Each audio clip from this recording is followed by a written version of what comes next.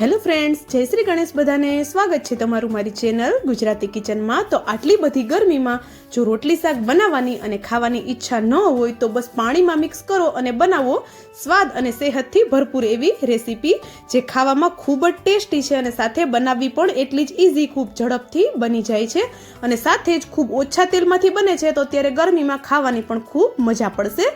તો ચાલો બનાવીએ. તો બનાવવા માટે અહીંયા મેં અડધી વાટકી જેટલો ઘઉંનો લોટ લીધો છે. નોર્મલ જે આપણા ઘરમાં રોટલી માટેનો લોટ હોય છે તે જ આપણે લઈ લેવાનો છે ને સાથે જ મેં અહીંયા એ જ કપથી અડધો કપ જેટલો રવો લીધો છે. અહીંયા મેં ઝીણો રવો લીધો છે. જો તમારી પાસે જાડો રવો હોય તો થોડો મિક્સરમાં તમારે એને ચલાવી લેવાનો છે એટલે એ ઝીણો થઈ જશે.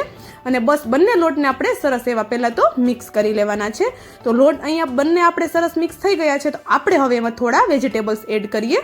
તો વેજીટેબલમાં મેં અહીંયા 2 મીડિયમ સાઇઝની ડુંગળી જેને આવી રીતે એકદમ ઝીણી ઝીણી ચોપ કરી લીધી છે. તો તમે ચોપરમાં પણ એને ઝીણું ઝીણું કટ કરી શકો છો.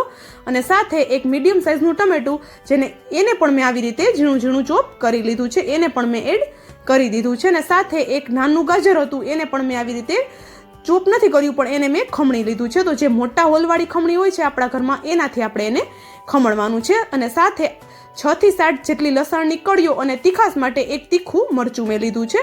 લસણને તમે ખાંડીને પણ લઈ શકો છો પણ અત્યારે મેં એને ઝીણું કટ કરીને લીધું છે. અને 6 થી 7 જેટલા લીમડાના પાન એને પણ મેં ઝીણા કટ કરી લીધા છે. લીમડાના પાનને આપણે બિલકુલ સ્કીપ નથી કરવાના, એ એડ કરવાના છે કારણ કે એનો ટેસ્ટ ખૂબ જ સરસ આવે છે. અને સાથે અહીંયા 2 ચમચી જેટલા સૂકેલા ધાણા મેં એડ કર્યા છે. અત્યારે મારી પાસે લીલા ધાણા અવેલેબલ નથી એટલા માટે મેં અહીંયા સૂકા ધાણા એડ કર્યા છે. તમારી પાસે જો લીલા ધાણા અવેલેબલ હોય તો તમે લીલા ધાણા એડ કરી દેવાના છે તમારે. અને હવે આપણે એમાં થોડા મસાલા કરીએ. તો મસાલામાં મેં અહીંયા અડધી ચમચી જેટલો આમચૂર પાવડર લીધો છે. તમે આમચૂર પાવડરની જગ્યાએ લીંબુનો રસ પણ લઈ શકો છો. તો અડધા લીંબુનો રસ તમારે એડ કરી દેવાનો છે. અને સાથે જ અહીંયા અડધીથી પોણી ચમચી જેટલું જીરું લીધું છે. અને હવે આપણે જીરું એડ કરી દીધા પછી સ્વાદ પ્રમાણે મીઠું એડ કર્યું અને ચપટી 1 જેટલી હળદર એડ કરવાની છે. વધારે આપણે હળદર એડ કરવાની જરૂર નથી. અને તીખાસ માટે આપણે અહીંયા લીલું મરચું લીધું છે એટલે આપણે અહીંયા લાલ મરચું એડ નથી કરતા. અને આપણે આ બધી વસ્તુને સરસ એવી મિક્સ એકવાર કરી દેવાની છે. અને પછી આપણે તેમાં થોડું થોડું કરી અને પાણી એડ કરી અને આનું આપણે એક મીડિયમથી કેવું બેટર બનાવવાનું છે. તો આટલું બેટર બનાવવામાં આપણે કેટલા પાણીની જરૂર પડશે એ હું તમને આગળ વિડીયોમાં જણાવીશ કે આપણે અહીંયા આટલું બેટર બનાવવામાં કેટલા પાણીની જરૂર પડી. તો પરફેક્ટ પાણીનું મેજરમેન્ટ હું તમને આગળ વિડીયોમાં જણાવી દઈશ જેથી કરીને તમારું બેટર એકદમ પરફેક્ટ બને અને સાથે જ તમારો જે તમે આ રેસીપી બનાવો છો એ પણ એકદમ પરફેક્ટ બને. અને તમે જોઈ શકો છો આપણે થોડું થોડું પાણી એડ કરતા જઈએ છીએ અને આનું આપણે એકદમ લમ્સ ફ્રી બેટર બનાવીને રેડી કરવાનું છે. તો જો આવી રીતે એને ફેરવતું જવાનું છે, એકદમ સરસ એવું ચમચીથી મિક્સ કરતું જવાનું છે અને સરસ એવું બેટરને આપણે બનાવી લેવાનું છે. તો આ રીતે તમે જોઈ શકો છો એકદમ સરસ એવું આપણું અહીંયા બેટર બનીને એકદમ રેડી થઈ ગયું છે. અને હા, વિડીયો જો તમને પૂરો જોયા પછી થોડો પણ પસંદ આવે તો વિડીયોને એક લાઇક અને ચેનલને સબસ્ક્રાઇબ જરૂરથી કરી દેજો. અને હવે આપણે આ બેટરમાં રવો એડ કર્યો હતો એટલે આપણે એને 1 થી 2 મિનિટ જેવો રેસ્ટ આપશું. જો ટાઈમ હોય તો રેસ્ટ આપવાનો છે, બાકી તમે આને ઇન્સ્ટન્ટ પણ બનાવી શકો છો. અને સાથે જ આ નાસ્તામાં આપણે નથી દહીં એડ કરવાનું, નથી છાશ કે નથી ઈનો કે પછી નથી સોડા, માત્ર પાણીમાં આપણે આ બધી વસ્તુ મિક્સ કરી અને બનાવવાની છે. અને તો પણ આપણો નાસ્તો એટલો બધો ટેસ્ટી બનશે કે ખાવાની મજા જ પડી જવાની છે. અને સાથે નાનાથી લઈ મોટા બધાને પસંદ આવે ને એવો આ નાસ્તો બને છે. તો બેટર તમે જોઈ લીધું હશે કે આપણે કેવું બનાવ્યું. તો હવે આપણે અહીંયા એક તવો લઈ લેવાનો છે અને તવા ઉપર આપણે અડધી ચમચી જેટલું તેલ એડ કરવાનું છે. અને તેલને આપણે તવા પર સરસ એવું સ્પ્રેડ કરી દેવાનું છે. તવાને સરસ એવું એકવાર આપણે ગ્રીસ કરી લેવાનો છે. તો અહીંયા મારી પાસે આ રીતે મોટો તવો છે એટલે મેં મોટો તવો રાખ્યો છે. તમારી પાસે જે તવો અવેલેબલ હોય એ તવો તમારે લઈ લેવાનો છે. અને હવે આપણે આની ઉપર તવો સરસ એવું ગરમ થઈ જાય પછી આપણે આની ઉપર બેટર પાથરવાનું છે. અને આટલું બેટર બનાવવામાં મને અહીંયા 2 કપ પાણીની જરૂર પડી છે. તો અડધો કપ જેટલો આપણે અહીંયા રવો લીધો હતો અને અડધો કપ જેટલો આપણે ઘઉંનો લોટ લીધો હતો એટલે ટોટલ 1 કપ જેટલો લોટ આપણો હતો એની સામે આપણે 2 કપ જેટલું પાણી યુઝ થયું છે. તો આ પરફેક્ટ મેજરમેન્ટ છે કે 1 કપ લોટની સામે આપણે અહીંયા 2 કપ પાણી એડ કરવાનું છે. તો જો આટલું સરસ એવું બેટર બનીને રેડી થઈ જશે. આપણે જેવું જોઈએ છે એવું 2 કપમાં આપણું બેટર બનીને રેડી થઈ જશે। અને તમે જોઈ શકો છો તવો એકદમ સરસ એવો ગરમ થયો, પછી ગેસની ફ્લેમ આપણે સ્લો કરી દીધી અને બેટરને આપણે તવા પર સરસ એવું પાથરી દીધું છે।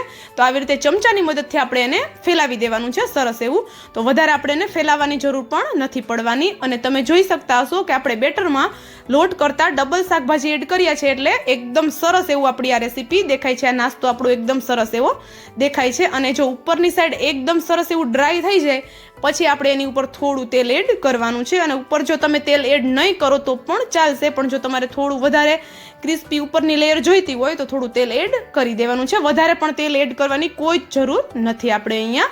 તો જો આપણો આ નાસ્તો ઉપરથી એકદમ સરસ એવો હવે ડ્રાય થઈ ગયો છે, તો હવે આપણે એને પલટાવવાનો છે। તો તમે જોઈ શકો છો હવે એકદમ સરસ એવો ડ્રાય થવા દેવાનો છે। પલટાવવામાં ઉતાવળ બિલકુલ આપણે નથી કરવાની।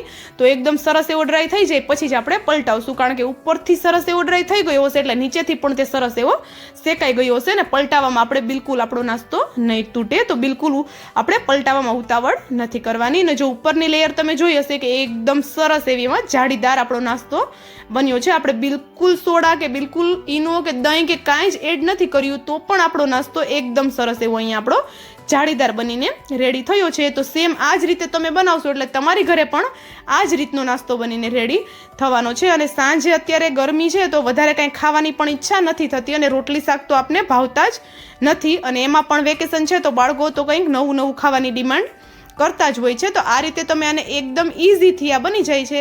તો આપણે પણ વધારે વાર રસોડામાં ઊભવાની જરૂર નહીં પડે, બસ પાણીમાં મિક્સ કરો અને બનાવી લો 5 જ મિનિટમાં આખા ઘર માટે સાંજનું જમવાનું પણ તમે કહી શકો છો આને, કારણ કે આપણે આમાં ઘઉંનો લોટ એડ કર્યો છે, સાથે રવો છે અને ખૂબ સારા પ્રમાણમાં શાકભાજી એડ કર્યા છે। તો આરામથી બધાનું પેટ ભરાઈ જવાનું છે અને ખાવામાં હેલ્ધી તો આ બનશે જ અને સાથે ટેસ્ટી પણ બનશે। તો ચાલો બીજું પણ એ જ રીતે હું તમને બનાવીને બતાવી દઉં છું।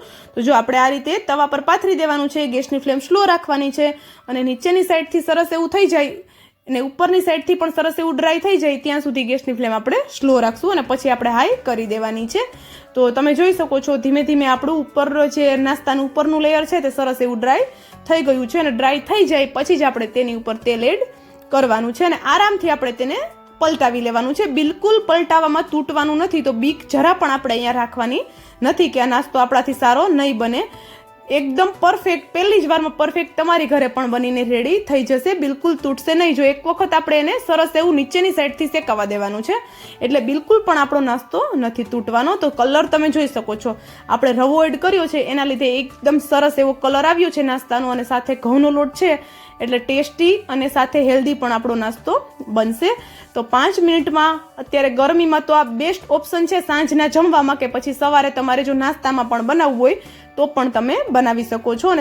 અને ઘણા લોકોના મનમાં થતું હશે કે આટલા બધા શાકભાજી કટ કરવામાં 5 થી 10 મિનિટનો સમય તો લાગી જશે, પણ નહીં, આરામથી આપણે ફેન નીચે બેસી અને ચોપરમાં ચોપ કરી લઈશું તો 2 મિનિટમાં આપણા શાકભાજી ચોપ થઈને રેડી થઈ જશે।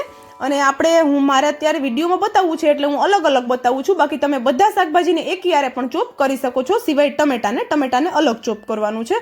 તો ચાલો એકદમ ઇઝી વાળો આપણો અહીંયા નાસ્તો બનીને રેડી થઈ ગયો છે। And thank you for watching.